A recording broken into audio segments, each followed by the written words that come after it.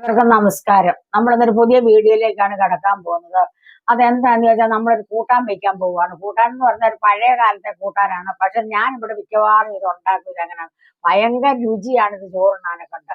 ഈ ഒരൊറ്റ കറി മതി നമുക്ക് ഇഷ്ടം പോലെ ചോറുണ്ണാം. വേറെ ഒരു കറിയുടെ ആവശ്യമില്ല. അപ്പൊ അതെങ്ങനെയാണെന്ന് നമുക്കൊന്ന് നോക്കാം. അതെന്നാക്കെയാണ് വേണ്ടുന്നത് നമുക്കൊന്ന് നോക്കാം. അപ്പൊ കുറച്ച് ചെമ്മീൻ എടുത്തിട്ടുണ്ട് ഞാൻ. ഉണക്കച്ചെമ്മീനുണ്ട്. ഉണക്കച്ചെമ്മീനുണ്ട്. 4 പാവയ്ക്കായുണ്ട്.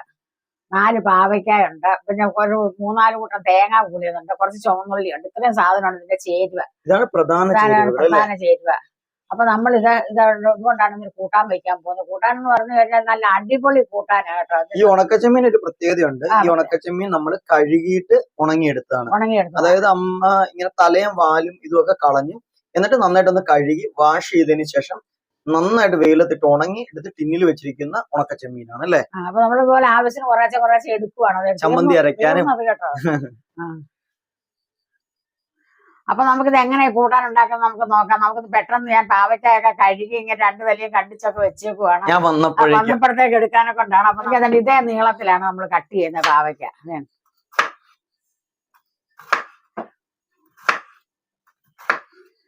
അപ്പൊ ഈ പാവയ്ക്ക നമ്മളിങ്ങനെ പൊളന്നിട്ട് ഇതിന്റെ അകത്തെ അരി മാറ്റും.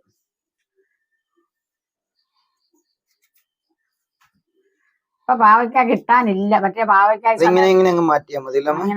മാറ്റിയിട്ട് അരിയുന്നത് ഒരേ കണക്കിന് അരിഞ്ഞിട്ട് നമ്മള് മെഴുക്കുവരട്ടിയൊക്കെ വെക്കുക. പാവയ്ക്ക പല രീതിയിൽ അരിയും. പക്ഷെ ഇതിനരിയുന്നുണ്ട് ഇങ്ങനെ നീളത്തിൽ നമ്മള് ഇങ്ങനെ ഇങ്ങനെ അരിയണം ഇത്.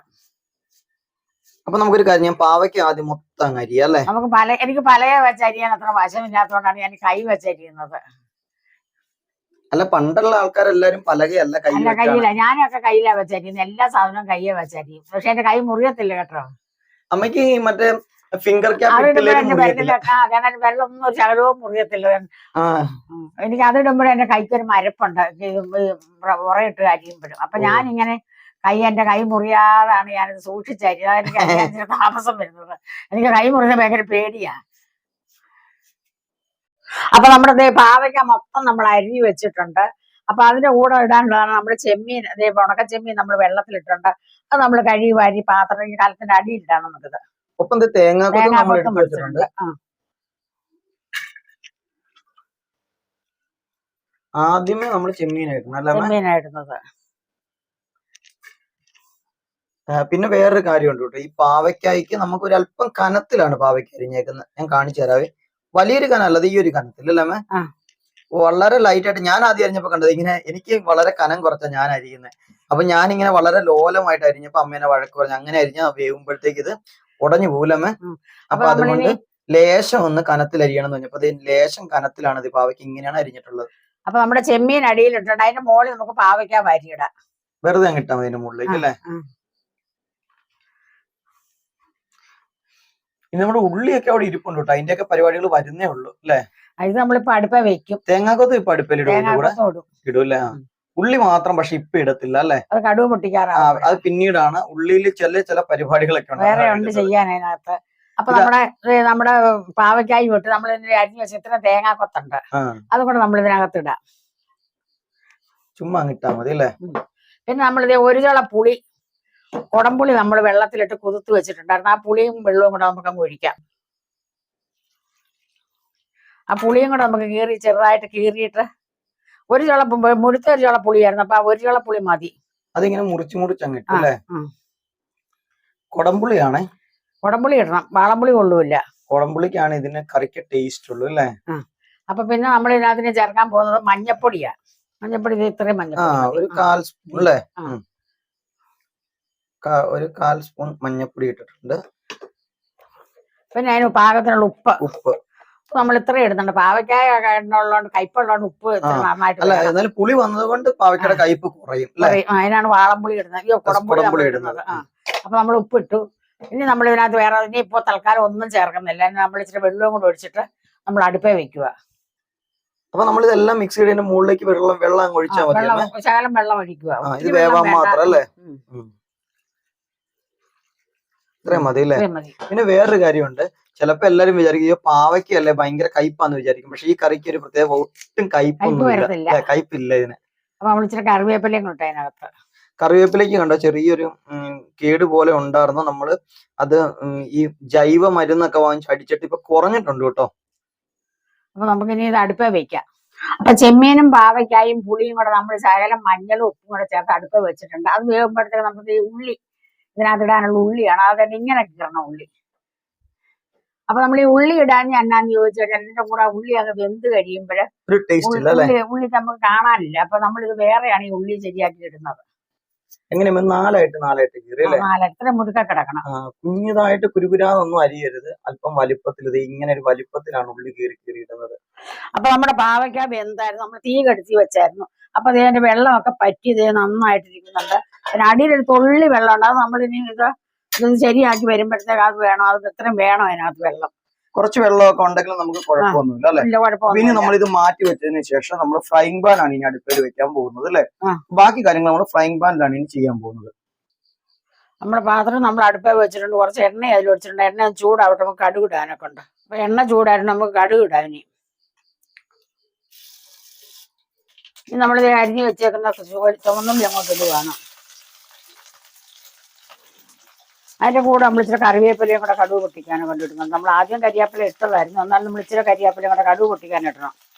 എങ്കിലേ അതിന്റെ ഒരു രുചി വരുള്ളൂ.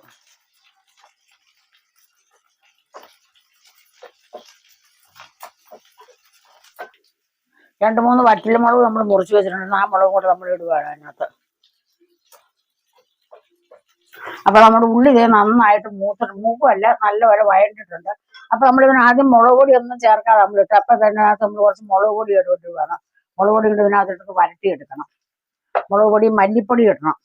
1 സ്പൂൺ മുളക് പൊടി ഇട്ടു. 1 സ്പൂൺ മുളക് പൊടി, 1/4 സ്പൂണും മല്ലിപ്പൊടി. മല്ലിപ്പൊടി കുറച്ച് മതി തന്നെ.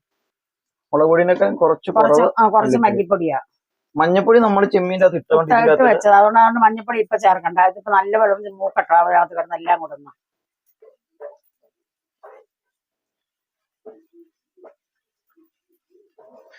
ഉള്ളി മൂക്കുക എന്ന് പറഞ്ഞിട്ടുണ്ടെങ്കിൽ ഭയങ്കര ഫ്രൈ ആവണമെന്നൊരു ആവണ്ട. ജസ്റ്റ് വാടുന്നേക്കാളും കുറച്ചും കൂടി ആയി ഒരു ഗ്ലാസി എഫക്റ്റിലേക്ക് മുളക് പൊടി ആയിട്ടുണ്ട്. അപ്പൊ നമുക്ക് ഇനിയും വേവിച്ച് വെച്ചേക്കുന്ന ചെമ്മീനും കണ്ടപ്പോ നല്ല ഭംഗിയുണ്ട് ഇത് കിടക്കണ കാണാൻ. നമുക്ക് അങ്ങോട്ട് ഒഴിക്കാം. ഒരു ലേശം വെള്ളമൊക്കെ അതിന്റെ അകത്തുണ്ട്. അത് വേണം. ഒരു ലേശം വെള്ളം അതിന്റെ അകത്ത് ഉള്ളത് നല്ലതാണ് എപ്പോഴും. എന്നാലാണ് അതിലേക്ക് പിടിക്കത്തുള്ളൂ അല്ലെ? ഇതെല്ലാം കൂടെ വെന്ത് നമ്മുടെ കറി ഒരു ചാറ് കറി പോലത്തെ കറി അല്ല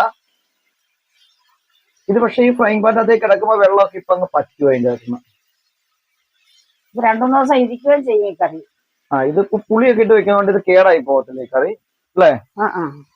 നമുക്ക് ചോറിനൊക്കെ എടുക്കുന്ന സമയത്ത് വേണമെങ്കിൽ ഫ്രിഡ്ജിൽ വെച്ചിട്ട് ചൂടാക്കി എടുത്താൽ മതി അല്ലേ? ഫ്രിഡ്ജിൽ വെച്ചില്ലേലും ഉണക്കായതുകൊണ്ട് ഭയങ്കര ആവി ആയതുകൊണ്ട് ചിലപ്പോ കേടായി പോകും. അല്ലെങ്കിൽ ആവി വന്നിട്ട് മഴക്കാലം വന്ന് 2-3 ദിവസം ഫ്രിഡ്ജിൽ വെക്കാതെ നമ്മുടെ ഈ കറി അങ്ങനെ ഇരിക്കും. ഫ്രിഡ്ജിൽ വെക്കുകയാണെങ്കിൽ നമുക്ക് ചോറിന സമയത്ത് ഒരു ലേശം എടുക്കുക, ഒന്ന് ചൂടാക്കുക അല്ലെ? കഴിച്ചു കഴിഞ്ഞാൽ അടിപൊളി ടേസ്റ്റ് ഉള്ള ഒരു കറിയാണ്. അങ്ങനെ നമ്മൾ റെഡിയായി ലാസ്റ്റ് ഭാഗത്തേക്ക് പോയിക്കൊണ്ടിരിക്കുവാണ് കറിയുടെ. ഒരു ശകലം ഉപ്പും ഇടുന്നുണ്ട്. ഇച്ചിരി ഉപ്പിന്റെ കുറവുണ്ടെന്ന് പറയുന്നുണ്ട്. അപ്പൊ നമ്മള് പാവയ്ക്കാട് കയ്പുള്ളതുകൊണ്ട് നമ്മൾ ഉപ്പിന്റെ അറിയത്തില്ല. പക്ഷെ ഇത് പാവയ്ക്ക ഇങ്ങനെ ഉണ്ടാകും വലിയൊരു കയ്പ് ഫീൽ ചെയ്യത്തില്ല. കുടംപുളിയൊക്കെ ഇടുന്നുണ്ട്. നല്ല ടേസ്റ്റ് ആണ്. ആ ചെമ്മീന്റെ ഒരു ടേസ്റ്റും പാവയ്ക്കയുടെ ടേസ്റ്റും ഉള്ളിയും തേങ്ങാക്കൊത്തും എല്ലാം കൂടെ ചേരുമ്പോൾ ഉള്ള ഒരു അടിപൊളി ടേസ്റ്റ് ആണ് നമുക്ക് കിട്ടുന്നത്. ഇതിന്റെ കൂടെ നമുക്ക് വേറെ ചാറുകറി ഒന്നും വേണ്ട കേട്ടോ. ഇത് പെരട്ടി നമുക്ക് ചോറിനാനായിട്ട് അടിപൊളി ടേസ്റ്റ് ആയിരിക്കും. അപ്പൊ നോക്കി ഇങ്ങനെ ക്ലോസപ്പിലേക്കും കാണുമ്പോൾ നല്ല ഭംഗിയാണ് ഇത് കാണാനായിട്ട്. അങ്ങനെ നമ്മുടെ കറി ഇത് എന്തായാലും അടുപ്പേന്ന് വാങ്ങിയിട്ടുണ്ട്. ഇപ്പൊ നമ്മൾ ആ ചട്ടിയിലേക്ക് തന്നെ അപ്പൊ ഈ കുട്ടാൻ ചട്ടിക്ക് അതിരുന്ന ഇങ്ങനെ ഇരുന്നോളും കാര്യം പറഞ്ഞ ഇത് അല്ലേ? നമ്മൾ ഫ്രൈങ് പാനിന്റെ അകത്തുനിന്ന് മാറ്റി വെക്കുന്ന എന്താ വെച്ചാൽ നമുക്ക് ഫ്രൈങ് പാൻ വേറെ ഓരോന്നൊക്കെ ഉണ്ടാക്കാനൊക്കെ വേണം. രാവിലെ ബ്രേക്ക്ഫാസ്റ്റ് ഒക്കെ ഉണ്ടാക്കാൻ ഫ്രൈങ് പാൻ ആവശ്യമാണ്. അതുകൊണ്ടാണ് ഫ്രൈങ് പാനിൽ നിന്ന് മാറ്റി നമ്മൾ ഈ ചട്ടിയിലേക്ക് തന്നെ വെച്ചത്. അങ്ങനെ എന്തായാലും നമ്മുടെ അടിപൊളി കറി എന്തായാലും റെഡി ആയിട്ടുണ്ട്. അപ്പൊ നമ്മുടെ ചെമ്മീനും പാവയ്ക്കായും ചുവന്നുള്ളിയും തേങ്ങാക്കൊത്തും കൊണ്ടുള്ള കറി, കുടംപുളി ഇട്ട് വെച്ച കറി, നല്ല ഒലത്ത് കറി നല്ല റെഡി ആയിരിപ്പുണ്ട്. നല്ല കാണാനും നല്ല ഭംഗിയുടെ രുചിയുണ്ട്. ചോറുണ്ണാനൊക്കെ നല്ലതുണ്ട്. അപ്പൊ നിങ്ങളും ഇതുപോലൊരു കറി വെച്ച് നോക്കണം. അപ്പൊ ഇന്നത്തെ ഈ ഒരു കറി നിങ്ങൾക്ക് എല്ലാവർക്കും ഇഷ്ടപ്പെട്ട് കാണുമെന്ന് ഞാൻ വിശ്വസിക്കുന്നുണ്ട്. കറി എന്ന് പറഞ്ഞു കഴിഞ്ഞാൽ കറിയല്ല, തോരനും അല്ലാത്ത ഒരു മെഴുക്കുവരട്ടി അല്ല, മെഴുക്കുവരട്ടി അല്ലാത്ത ഒരു ഒരു വലത്ത് സ്പെഷ്യൽ കറിയാണ്, കറിയാണ്. ഒരു പിറളൻ പോലെ എന്നൊക്കെ വേണേ പറയാം അല്ലേ? ഞങ്ങളിന്ന് ചോറുന്നത് വേറെ ഇവിടെ കറിയില്ല, ഞങ്ങളിന്ന് വേറെ ചാറുകറി ഒന്നും വെച്ചില്ല, ഇത് കൂട്ടിയാണ് ഞങ്ങളിന്ന് ചോറുന്നത്. നാളെ ഉണ്ണുന്നതും ഒക്കെ ഇത് കൂട്ടിയാണ്. അപ്പൊ നിങ്ങളും ഇതുപോലെ ഒരു കറി വെച്ച് നോക്കണം, നിങ്ങൾക്ക് ഇഷ്ടപ്പെടും. ഒരു പ്രാവശ്യം വെച്ച് നോക്കിയിട്ട് നിങ്ങൾക്ക് പിന്നെ ഇഷ്ടപ്പെടും. അപ്പൊ നിങ്ങൾ വെക്കണം. അപ്പൊ ഒരു കാര്യമുണ്ട്, നിങ്ങൾക്ക് ഇഷ്ടപ്പെട്ടുവാണെങ്കിൽ വെച്ച് നോക്കിയിട്ട് നിങ്ങൾക്ക് ഈ കറി ഇഷ്ടപ്പെടുന്നുണ്ടെങ്കിൽ നിങ്ങൾ കമന്റ് ചെയ്യണം.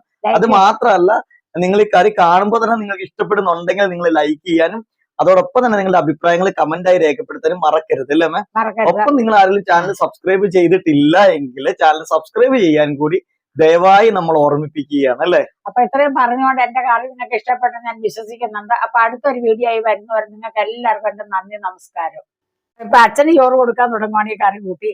അപ്പൊ അതേ കറി എടുക്കുന്നുണ്ട്. കറി ഈ ഒരു കറിയേ ഉള്ളൂ ഞങ്ങൾക്ക് കേട്ടോ. ഇത്രയും മതി. അപ്പൊ അത് കണ്ടില്ല, ഈ ഒരു കറി മാത്രം ഉപയോഗിച്ചുകൊണ്ട് നമുക്ക് ചോറുണ്ണാൻ പറ്റും. വളരെ ടേസ്റ്റ് ആണ് ഈ കറിക്ക്. അതുകൊണ്ട് വേറെ കറി ഒന്നും കൂട്ടണ്ട, ഇത് കൂട്ടി തിന്നുമ്പോ നല്ലൊരു രുചിയുണ്ട് നമുക്ക് ഇതിന്.